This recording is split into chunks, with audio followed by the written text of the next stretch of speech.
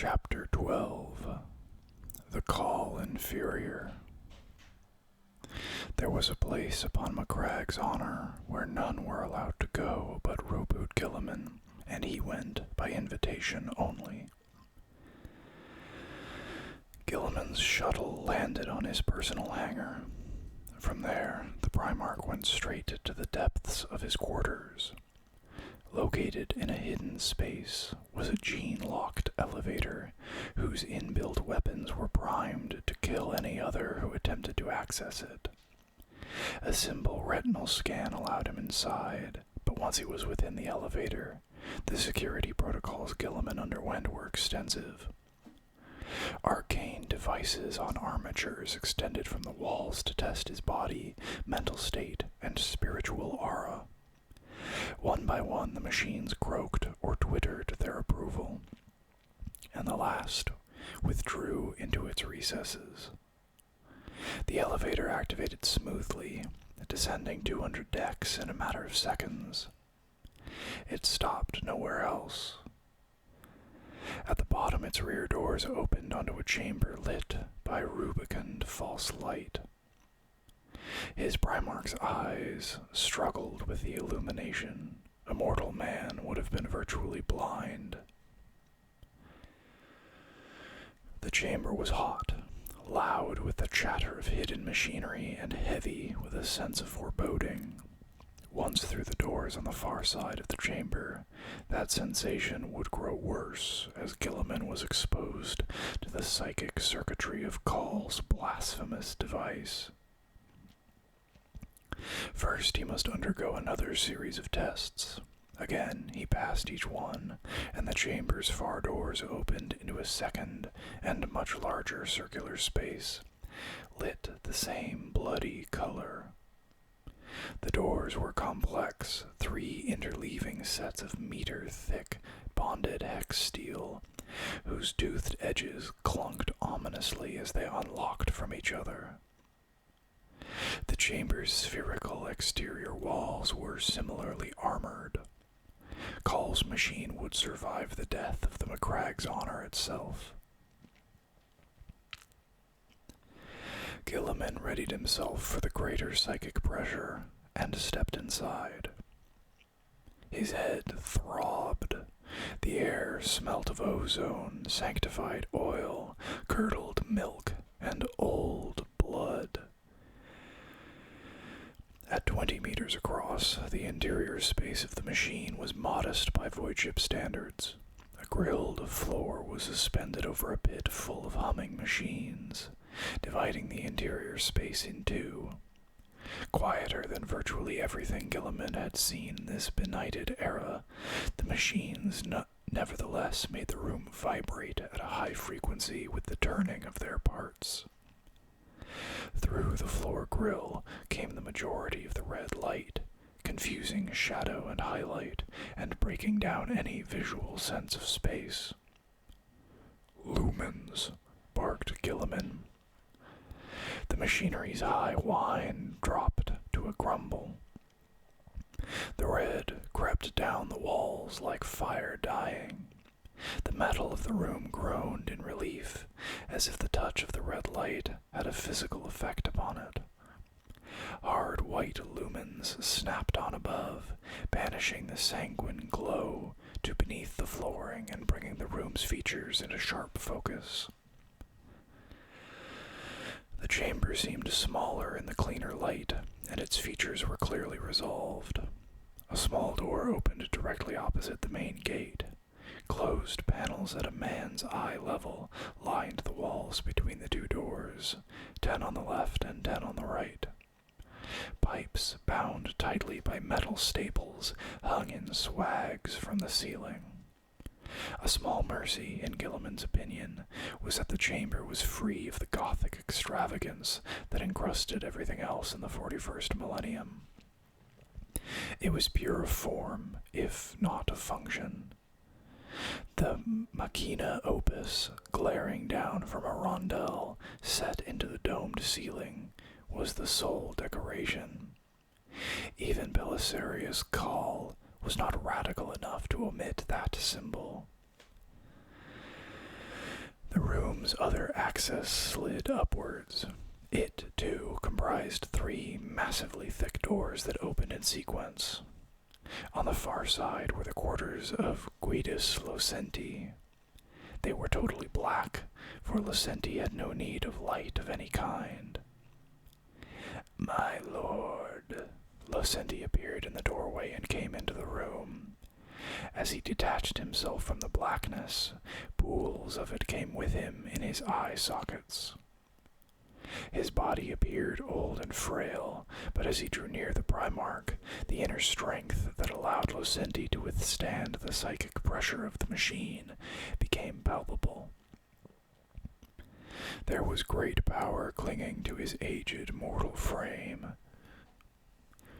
"I came as quickly as I could, Master Astropath," said Guilliman. Losenti smiled, the skin wrinkling around the darkness in his eyes which, when one was close enough, revealed themselves to be shiny black orbs of jet. Losenti paced around the Imperial Regent restlessly. As he walked, he placed his staff with utmost surety, the ferrule that capped the black wood, never once slipping into the holes of the grating. "To speak with my lord pleases me," he said. Losenti had the voice of a much younger man. "Are you well?" "I am well." With one blue-veined, pale hand, Losenti pulled back the green hood of his robes. His scalp was hairless, and his skull clearly defined under its covering of parchment-thin skin.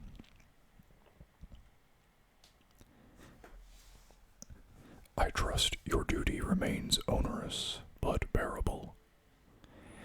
"I thank you for your concern. I do not enjoy my duty, Lord Militant. The nature of Cawl's sendings are exceptionally tedious, and lack the vitality one experiences when minds touch across the immensity of the void. I think he might use a machine, although one I would have said such a thing were impossible. Although once I would have said such a thing were impossible." Losenti paused, waiting for Guilliman to confirm or refute this notion. "Perhaps he does," said Guilliman. "Having witnessed what I have of his works, nothing would surprise me." Losenti resumed his walk around the Primarch, staff clicking unerringly on the metal. "However, I do not wish to change it. Cawl's missives are so simple they suffer no corruption of the like that has plagued astro-telepathy since the opening of the Great Rift. There is no interference, no unwelcome intrusion. I am alone here, and isolated from my own kind, and that is hard to bear. The times I must be within the machine pain me greatly, but I am free from insanity, and as much as we all wish to serve the Imperium above all things, I admit to a certain sentimental attachment to my own life and soul." "If you ever crave release, Losenti, I can provide it." Losenti had a clear, youthful laugh to match his voice. Its brightness angered whatever skulked in the machine's depths, and the spiritual pressure grew. "My lord, forgive me. We are both aware of what release means. I assure you I am content. You may keep the mercy of your bolt gun for the time being. Now shall we begin?" "If you would, Master Astropath." Losenti worked alone as his mission dictated. He had been selected from the strongest astropaths Guilliman could find. Among his many gifts, Losenti required no translator for his visions, but was able to recall the images from his fugues and explain them himself. Not a particularly unusual skill in an astropath, but a crucial one to the running of a machine that secrecy demanded have a sole operator, and when found in conjunction with his fortitude, rare indeed. "By the will of the Omnissiah," he said in his crystal voice, "engage initiation sequence." A crunching sounded from within the curved walls. A harsh machine voice boomed out. "Provide identity." "Astropath Prime Ultra Guidus Locenti." "Ident confirmed. Secondary unlock necessary." "Primarch Roboot Gilliman," said the Primarch, "Lord Militant of the High Lords of the Imperium of Man and Imperial Regent." "Secondary unlock ident confirmed. Stand by for gene scan." "Gene scan." A flat band of green light fanned out from the wall. It washed up and down the Primarch and the Astropath. "Gene scan confirmed.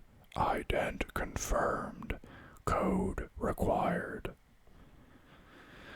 A noise damper projected a cone of null sound around Gilliman. He heard nothing. Even the vibrations of the machines under his feet were robbed of auditory expression. From Gilliman's position, Locenti's lips moved wordlessly. Gilliman looked away.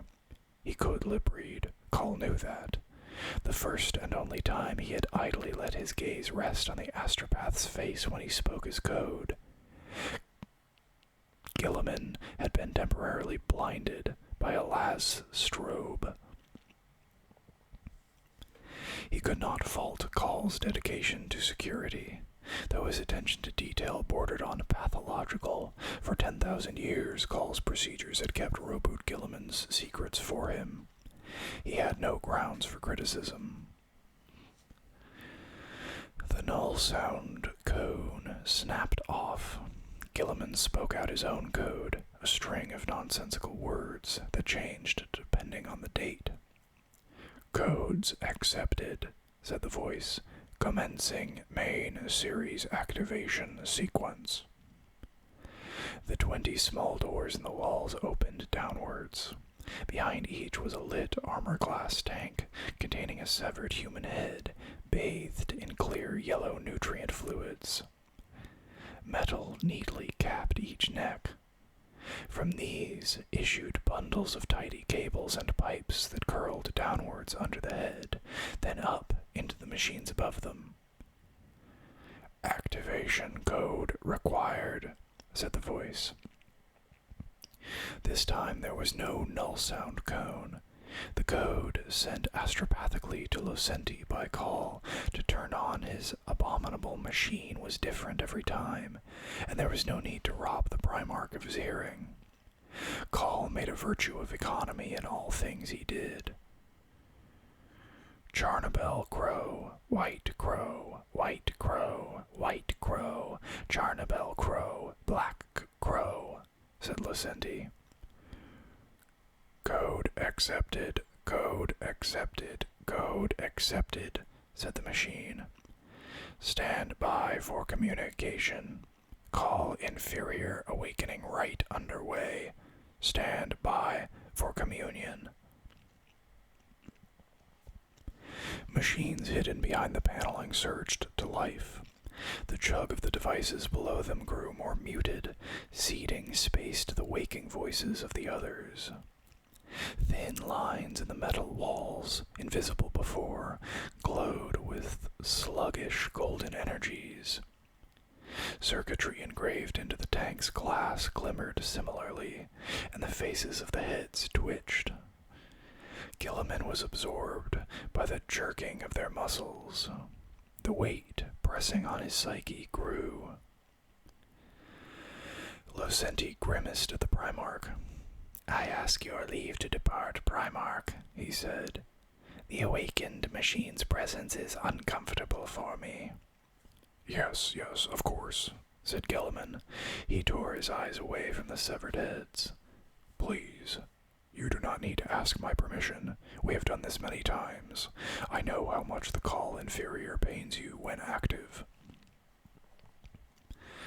Shanty gave a slight, grateful bow, tugged up his hood, and walked back towards his perpetually dark quarters.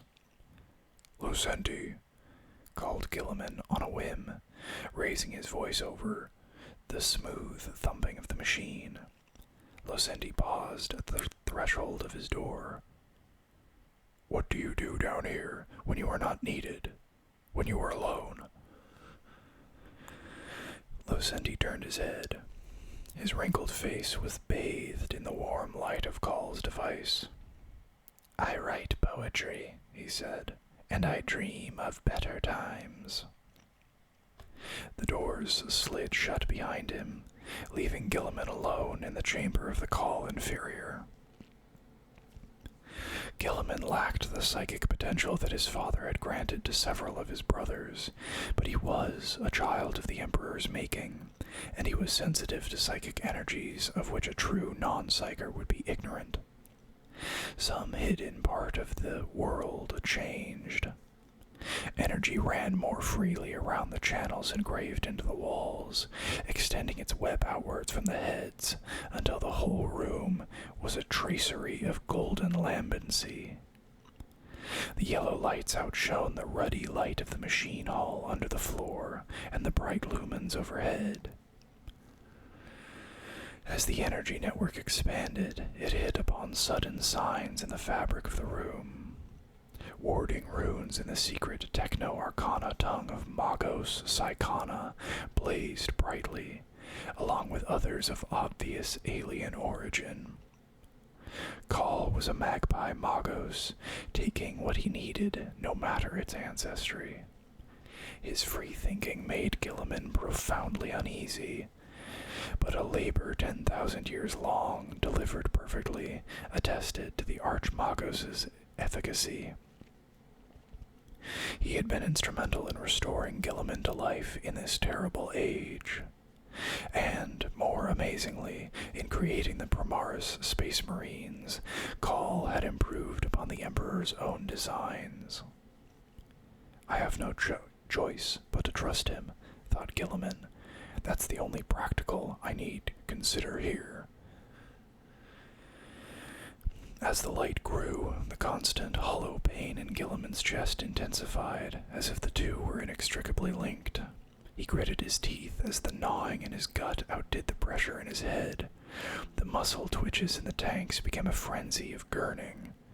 The heads jerked and jiggled, mouths gaping in silent, drowned screams. Bubbles streamed over clay flesh, agitating the surface of the fluids that nourished them.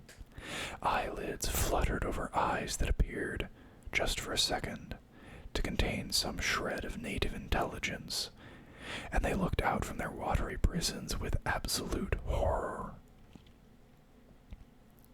Pressure built at the back of Gilliman's mind until his eyes throbbed. The air smelled of hot steel, and his saliva took on a metallic flavor. The emptiness his soul contained expanded beyond the physical confines of his body. There was a definite pop, not generated by the machines, he was certain, and suddenly all was still.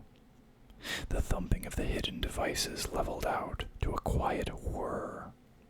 The faces ceased their pained contortions. Their eyes went blank and closed. The bubbling ceased. Gilliman waited. The pains the machine brought did not decrease, but familiarity made them bearable. There was a clunk, a hiss, then the eyes opened again, and a fresh machine voice spoke. The emotionless coppery burr of Archmagos Belisarius' Cawl. "Greetings, Lord Primarch, Lord Commander, Lord Imperial Regent, the Lord Gilliman of the High 12. The mouths of the heads gaped clumsily, silently parroting the machine voice's words. "That last title has no meaning," said Gilliman. "For a millennium, your name was an honorific for weaker men. By the conventions of those times, you are the Lord Gilliman, said the Cawl Inferior. Gilliman had no idea whether the machine was mocking him or working its way down some dead-end logical path. Redundant repetition. Your resumption of the original title is illogical.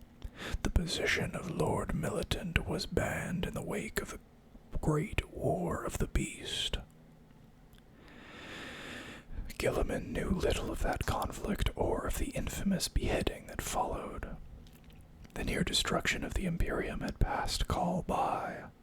The Archmagos had been deep in his studies of the Emperor's fragmentary research notes, and therefore his records of it were maddeningly brief. Most of the histories appertaining to it had been deliberately destroyed. Your recreation of the position lacks wisdom. The position of Lord Commander is similar in title to that of Lord Commander Militant of the Astra Militarum. It has a 50% match with that of Lord Commander of the Segmentum Solar. Inefficiency can arise by duplication of titles. Confusion is inevitable. I prefer Imperial Regent. No other can lay claim to the wording of that honor. I am more than a title, said Gilliman. Every time we speak Cawl, you bring this up. I am not Cawl. I simulate Cawl. Familiar complaints act as social bonds between members of the human species. I seek to emulate this interaction to make you comfortable with my aberrant existence. This preamble is to ease tension and re-establish bonds between Belisarius Cawl and Rowboat Gilliman. You make poor conversation, machine. Deliver your report. Cawl had lived 10,000 years. Such a great span of time would wear out all but the greatest of souls. The changes he had wrought upon his body to support his mind through it had stripped most of his humanity away. His emotions had become ghosts in the great mechanism his mind now inhabited, and here, mediated through the Cawl Inferior, they should have been practically absent. But Gilliman could never shake the feeling of intense superiority hidden in Call's emotionless pronouncements, nor ignore the touch of sardonic humor that revealed itself from time to time, even in this soulless facsimile. It is not the report of the Cawl Inferior. It is Archmagos Belisarius Call's report. It is easy to forget, said Gilliman, that you are a mechanism, and that such large amounts of information can be conveyed by such simple encoded messages. The information does not come from the message. The information is innate to my construction. The code unlocks the appropriate response. My creator supplied me multiple likely scenarios that he, in his great wisdom and genius, mathematically extrapolated. The messages I receive merely modify these prognostications to fit the actuality of current circumstances. My programming is preloaded. These linked brains and the logic engines in the greater portion of this chamber contain all eventualities relevant to the tasks undertaken by Lord Rowboat Gilliman and Archmagos Belisarius Cawl. All probable futures are within me. Gilliman looked at the heads. They were too individual to have come from vat-born slaves, and there was no sign of the penal coding tattoos worn by servitors drawn from criminal stock. He did not want to know where Cawl had sourced his grisly collection. I am impressed as always, Cawl Inferior, he said. This was also a conversation they had had many times before. The machine's voice changed. becoming hectoring.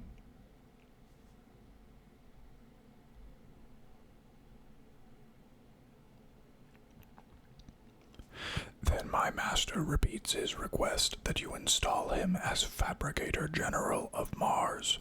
You replaced 5 of the High 12 upon assumption of the regency of the Imperium, and hundreds of the lesser High Lords. You have done this several times since. What is one more? For the 100th time, I will not do this. The Imperium does not exert so much control over Mars that I may appoint my own Fabricator General, and they would not accept you even if I could. The tenets of your creed forbid such artificial consciousnesses as this, your experiments. Archmagos Belisarius calls experiments, not my experiments, said the machine pedantically. Very well, conceded Gilliman. Cawl's experiments have made him many enemies. The detail is open to interpretation, said the machine. Take this unit, for example. I am no abominable intelligence, as your attitude implies you believe me to be. My responses are not spontaneously generated, but predetermined. The servitors that make up my being are sanctioned for use. They are not machines, and what they generate, me, the Cawl Inferior, is not a unique creation, but a limited expression of Archmagos Belisarius Cawl's mind. By these means, I am free of the wickedness of forbidden sentience. Archmagos Belisarius Cawl is a genius. Consider this unit further. The hexadecimal encoding that he projects to this unit is immune to decryption, for it is incomplete. My responses are inherent to this unit's cogitators. An astropathic message can be intercepted, no matter how many locks are put upon it. Anything that uses the electromagnetic spectrum is worse. Not only can it degrade, or be captured, or be lost, but the journey of the message from where Cawl is now to where you are would take 3,000 Terran years. Expediency is the enemy of dogma. You have asked him to be expeditious. He alone has been able to unlock, understand, and improve upon the work of the Emperor. He alone is the master of 100 fields of technology. He alone is unafraid of innovation. He is the best candidate to rule Mars. I present his petition to you. Give Archmagos Belisarius Cawl Mars, and he will hand you the galaxy. Gilliman had of course considered doing exactly this, but he did not lie to the Cawl Inferior. The result could be outright civil war in the Adeptus Mechanicus sub-empire of Forge Worlds. Your colleagues would disagree with your evaluation, he said. It cannot be done. I have no colleagues. His colleagues, then. His colleagues are limited. Their beliefs have become a faith that they dare not challenge. The Adeptus Mechanicus is far more trammeled in its thinking than the Mechanicum of your time was, my Lord Gilliman. And the Archmagos was a radical in those distant centuries. You would not have come to him if he were not. Already you have asked him to perform many forbidden duties.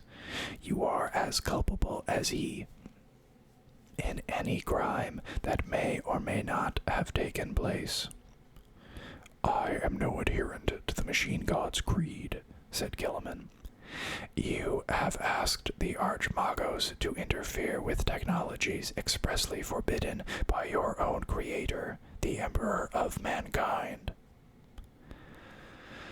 The machine waited expectantly, far too lifelike for a supposedly lifeless machine. Gilliman did not believe it was free will. There had been in Gilliman's youth a device called the Thracian automaton. Fashioned in the semblance of a man, the machine had played at regicide with any who would challenge it, and won every game. Questions could be put to it on matters of science and history, and the answers it gave were unerringly accurate. Connor, Gilliman's adoptive father, had taken the boy Primarch to see this marvel. Gilliman had seen through it immediately and challenged its creator. The man had insisted that it worked from the old sciences, showing the console and his adopted son complicated workings within the figure. But Gilliman could not be convinced, and he leapt forwards and tore loose the mannequin. Inside the stool it sat upon was a very real, if rather short, man. The man had proved to be a marvelous polymath, if a cheat, and he had spent many years serving Gilliman's foster father. The Thracian automaton had been a powerful lesson. It was probable that the Cawl Inferior was an inverse of that device, a real machine intelligence masquerading as a pretense. Gilliman was no technologist of the ability his brothers Perturabo, Vulcan, or Ferrus Manus had been. But he doubted that the Archmagos was telling him the complete truth about how the machinery worked. It was clearly partly psychic in nature, a blend of various Xenos and Imperial technologies, which made it heretical by the tenets of the Adeptus Mechanicus in several regards, whether it could think or not. "The final answer is no, as it is every time," said Gilliman. The machine clicked deep in its cybernetic innards, filing the response for later broadcast to Cawl. "Give me Call's report," commanded Gilliman.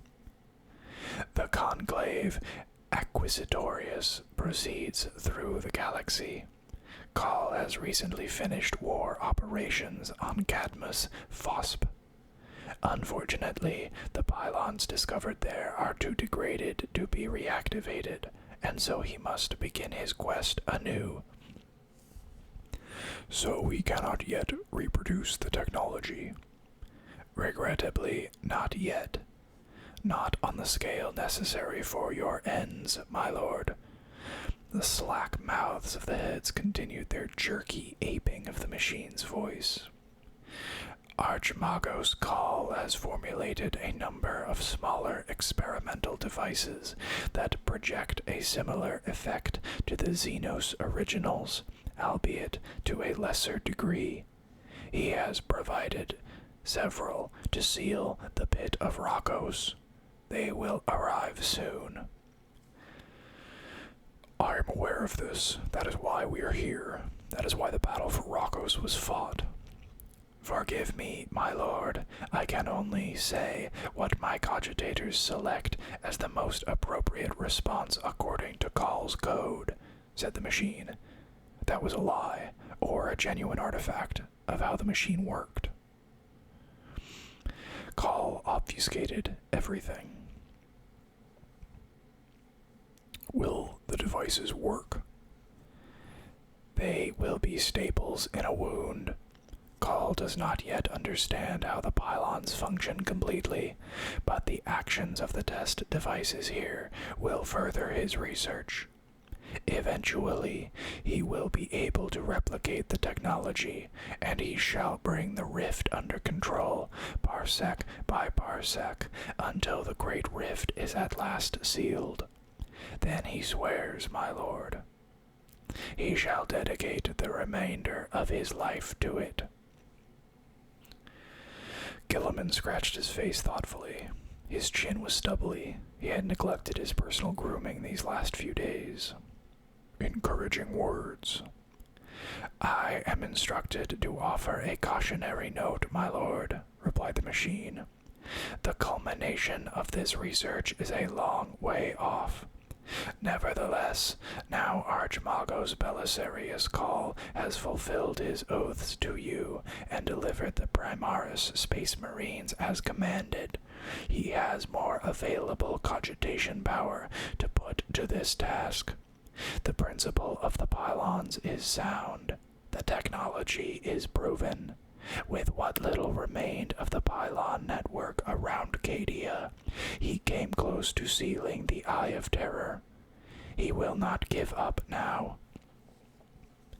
The devices that are en route to 108/beta-calibus-1.9 are untested. They may be unstable. They may work for a while before failing. They may not work at all. They are inferior to the technologies of the Necrons in every way. Our understanding of metaphysical science is hopeless compared to theirs.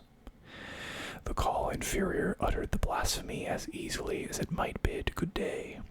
The idea that alien technology was in any way superior to that of humanity was anathema to the machine cult. Without testing, Archmagos Belisarius Cawl cannot be sure of the efficacy of their design. With time, and should the Conclave Acquisitorius be successful in its quest to find an intact planetary pylon network, he will be able to refine the design. "If these designs do work, surely we can make use of them now," said Gilliman. "Assuming Cawl's pylons are functional, how long will it be before we can establish stable corridors to the Imperium Nihilus? That is a matter of pressing concern." "Decades, at least," said the machine. "Possibly centuries. This trial will better inform Archmagos Belisarius Cawl, and he will better inform you, my Lord Gilliman. But Belisarius Cawl will triumph. The ancient races held the answers. The old ones, the Necrons, the Eldari. Soon we shall hold all the pieces to the puzzle that they held only in part. We shall fit them together. We shall succeed where they failed, and overcome the monsters spawned by our own minds." Again, there was a flash of emotion in the Cawl Inferior's words, that of determination and anger. The technologies that sustained it hummed.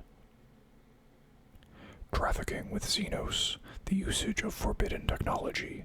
Your peers in the cult Mechanicus will not take kindly to this." "I predict their response will be nothing short of furious, my Lord Regent. They hate Belisarius Cawl. Envy motivates them. If they knew the extent to which his knowledge outreaches theirs, some would move to destroy him and his creations. I trust you will shelter me, should the time come." Gilliman laughed. He did not laugh often now, and when he did, it was sorrowful. "The Cawl Inferior you betray or disguise. You wish for protection as a living being would. I require it. I do not desire, nor not desire it. My continued existence is necessary. If Cawl dies, the sum total of his knowledge exists within me. That is why I must live. If he dies, you will at least have me. Archmagos Belisarius Cawl can protect himself. I cannot." "Archmagos Cawl is the last being I know who needs protection from anybody," agreed Gilliman. "And you are safe here in the bowels of the McCragg's honor. Now, the Primaris Space Marines. We have a century of data. How are they performing?" Archmagos Belisarius Cawl repeats that all gene lines continue to operate at peak efficiency. Tested gene seed reveals a mutational deviancy of less than 0.001% per generation. All Adeptus Astartes chapters once again have access to the full suite of additional organs, replacing those zygotes lost through improper treatment or evolutionary variants, with the addition of the 3 new implants. All chapters have adopted the Primaris paradigm. and have adopted to the new creation processes with minimal wastage of recruits or mistakes in implantation. As can be expected, those new Primaris strain chapters founded by you, my lord, have the lowest error rate. The new equipment functions well. Results for resupply with the new type of battle brother and their associated weaponry have increased, suggesting a 94% acceptance rate among the chapters. What of those gene lines with more deeply ingrained flaws? Asked Gilliman. The Blood Angels and the Space Wolves. Cawl's research and his own reading had uncovered dangerous faults that the sons of both gene lines in question had done their best to hide. My standard response remains unchanged. Archmagos Belisarius Cawl understands your reservations. The corrected flaws in the new gene stocks show no signs of regression to previous unstable states, whether in successor chapters composed entirely of the new Primaris Space Marine type, or in already established chapters. Elimination entirely of the more idiosyncratic traits of some gene lines is, however, not to be recommended. They form part of the Emperor's original vision and are, in any case, crucial to their proper function. I will restate Archmagos Belisarius Cawl's position on this matter.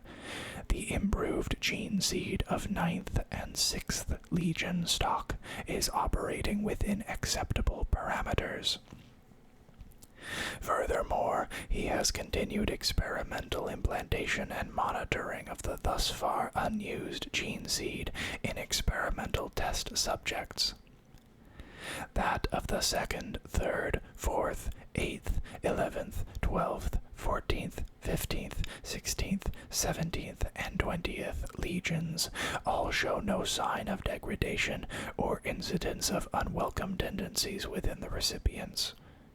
All is well, my lord, Archmagos Belisarius Cawl reassures you. He is so satisfied that I am instructed to repeat his request that those gene lines be put into full production and be allowed to serve the Imperium as the Emperor intended. No, said Gilliman firmly, I cannot allow it. My lord, the characteristics of your brothers are too valuable to discard. The Emperor's original schema of warriors bred to specific purposes is sound and should be exploited. Under the current circumstances, we are operating with half our weapons unavailable to us. The plan is unbalanced. Putting the remaining 11 augmented Primaris gene lines into production would allow far greater tactical and strategic flexibility of Space Marine forces, particularly when working in concert.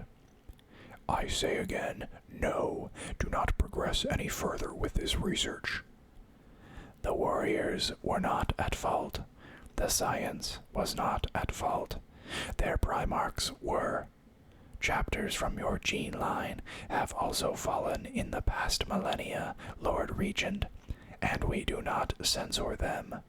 I said no, said Gilliman forcefully. There was a silence full of hums and clicks. As you command, my lord, said the machine eventually. Archmagos Belisarius Cawl will comply. Can I truly believe that? Thought Gilliman. All magi of the Adeptus Mechanicus hungered for knowledge. When they had it, they could rarely refrain from using it. On this particular matter, he did not trust Cawl one whit. Gilliman's manner betrayed nothing of his thoughts. Is there anything else? That concludes the selection of responses engendered by today's code reception, said the Cawl Inferior. I shall prepare myself for encoding of your orders to Archmagos Belisarius Cawl. Things clacked and turned somewhere awaiting Gilliman's words. Another symbol code would be projected to a second ghoulish mind above Cawl's arc ship. In the same way that Call's message had been delivered to Gilliman, preset responses would activate within this other unit in response to the code. Or so Cawl insisted. "Here are my orders." Gilliman had no time nor any need for the preamble the Cawl Inferior had subjected him to. "The enemy fleet at Rokos has been crushed. The Indomitus crusade is over. I will shortly return to Macragge to face my brother Mortarion, who has come forth from his lair. You are to continue your efforts to unravel the secrets of the pylons. We will persevere in this war, but ultimate survival of mankind can only be assured by undoing the damage Abaddon has inflicted on the fabric of reality. Concentrate on this above all else. That is all. That is all. I shall deliver the coding to activate those elements of the message. The next time we speak, I shall provide a time and coordinates for Archimagos Cawl and I to meet, by lithocast, if not face-to-face. It has been 12 years since our last direct consultation." The machine was silent. The flapping mouths of the heads hung still. "The Cawl Inferior," said Gilliman. A machine coughed under the floor. The red light shone brighter, tinting the golden light of the mind circuits orange. "That may not be possible, my lord." "Where exactly are you, Cawl? What are you doing?" The servitor was silent. Cogitator data wheels chattered behind the walls of the chamber. The red light glowed brighter. The gold faded. "This unit does not possess that information." Gilliman stared at the servitors. Dead eyes in dead heads stared back, oblivious to his suspicions. Could they see him? Could the thing lie? "I have no more information to impart," said the Cawl Inferior. "Good day, my Lord Gilliman." The machine shut off. The glimmering light in the channels died. With one last spastic jerk, the heads went slack in their tanks. The doors slid shut over each armor-glass compartment. Suddenly, the painful pressure of the machine was reduced back to its merely uncomfortable background level. Gilliman breathed hard through his teeth. These consultations made him tense. For all his usefulness and his desire to save mankind, Gilliman could foresee a time when Belisarius Cawl became a problem.